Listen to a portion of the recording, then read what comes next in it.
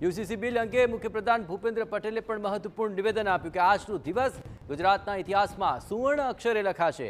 સમાનતા અને એકતાના સંકલ્પને યુસીસીએ પાર પાડ્યું છે અને આ બિલ મહિલાઓ અને દીકરીઓ માટે ખૂબ મહત્વપૂર્ણ હોવાનું પણ સીએમએ જણાવ્યું। રાજ્યના તમામ નાગરિકો માટે એક સરખી જોગવાઈની પહેલ એટલે આ બિલ। જાતિભેદના કારણે અન્યાય ન થાય તે માટે સરકાર કટિબદ્ધ હોવાનું પણ જણાવ્યું। એ સિવાય લગ્ન, છૂટાછેડા, વારસાગત મિલકતમાં અન્યાય ન થાય તેવું આ બિલ તેમણે હોવાનું જણાવ્યું હતું।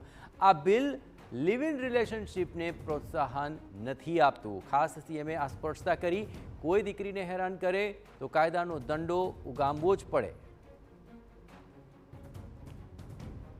યુસીસી બિલ અંગે ડેપ્યુટી સીએમ હર્ષ સંઘવીએ પણ સોશિયલ મીડિયા એક્સ પર કરી પોસ્ટ। ડેપ્યુટી સીએમ હર્ષ સંઘવીએ યુસીસી બિલને ઐતિહાસિક ગણાવ્યું। ભૂપેન્દ્ર પટેલના નેતૃત્વમાં ભાજપ સરકારે યુસીસી બિલ પસાર કર્યું। હર્ષ સંઘવીએ આ મહત્વપૂર્ણ પોસ્ટ એક્સ પર કરી છે। સાથોસાથ તેમાં લખ્યું, ન કોઈ કાયદાથી ઉપર, ન કોઈ નાગરિક નીચે, સમાન ગુજરાત, સશક્ત ગુજરાત।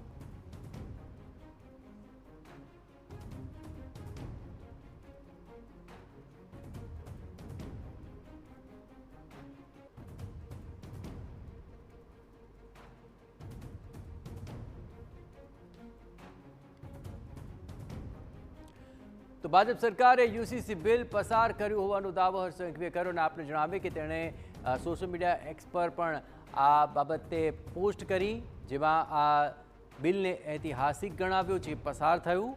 મુખ્યમંત્રી ભૂપેન્દ્ર પટેલના નેતૃત્વમાં ભાજપ સરકારે વિધાનસભામાં યુસીસી બિલ પારિત કરી દીધું છે।